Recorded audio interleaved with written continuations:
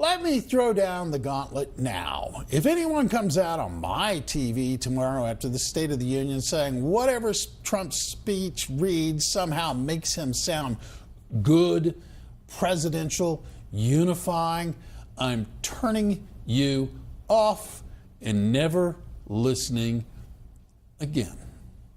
That's open-minded. That's open-minded, and it was retweeted by former Hillary Clinton spokesperson and current CNN contributor Brian Fallon. And this one from CNN contributor and former McCain and Kasich strategist John Weaver writes, caution, Trump will read from a teleprompter at the State of the Union. It will be passable, though extreme. Yet members of the mainstream media will once again say he's turned a corner, he's met the minimum threshold, etc., and normalizes his behavior. Don't fall for it, not for one single second. This seems to be common, doesn't it already? If he does well, he was just reading the teleprompter. Those really weren't his words, and we all know that he is absolutely, utterly, totally crazy and a bad, bad man, despite anything good that might be going on in this country. Well, Liz and I could do a whole segment all by ourselves on this, but here to weigh in with us is the American Spectator columnist Jeffrey Lord. He is former associate political director in the Reagan White House. And Jeffrey, I was looking for your tweet to tell me, don't tell me he's normal or I won't talk to you anymore either. What the heck is going on? It didn't even happen yet, Jeffrey. Well, that's my friend Charles Blow from the New York Times, whom I've met a number of times when I was on CNN. And I retweeted, I said something like, let's just call him Reagan-esque. That'll drive him crazy. I know Charles will just absolutely love. And I would further remind Charles that I'm pretty sure it was last year, it wasn't formally a State of the Union, but when President Trump addressed Congress, my then colleague Van Jones said that he sounded presidential. Right. So perhaps this is a warning to Van Jones from Charles Blow. I don't want to get between my two leftist friends here. But, I was thinking back to that joint session of Congress speech, and of course it came after his very dark inaugural address, which was pretty uniformly panned.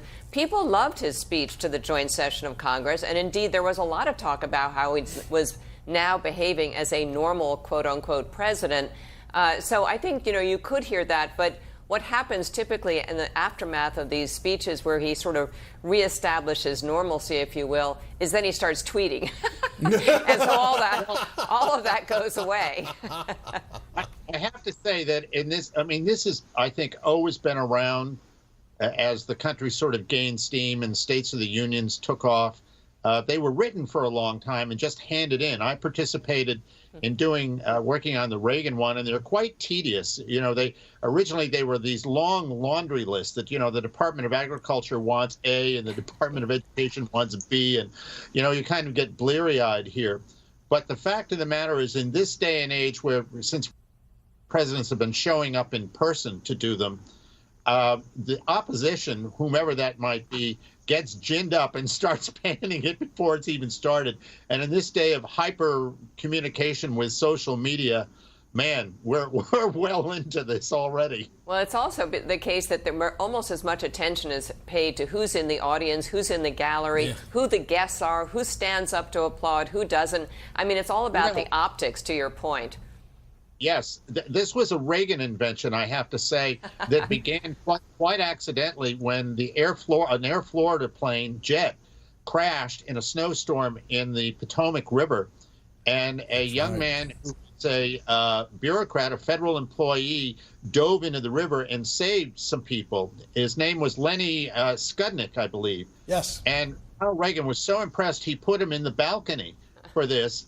Point out that, there are a lot of heroes out there and they don't all have to be famous. They can be average folks. And ever since then, presidents have glommed onto this Reagan technique, which I admit was pretty good when he was doing it. And now every one of these things, you can expect to see somebody up there who symbolizes something.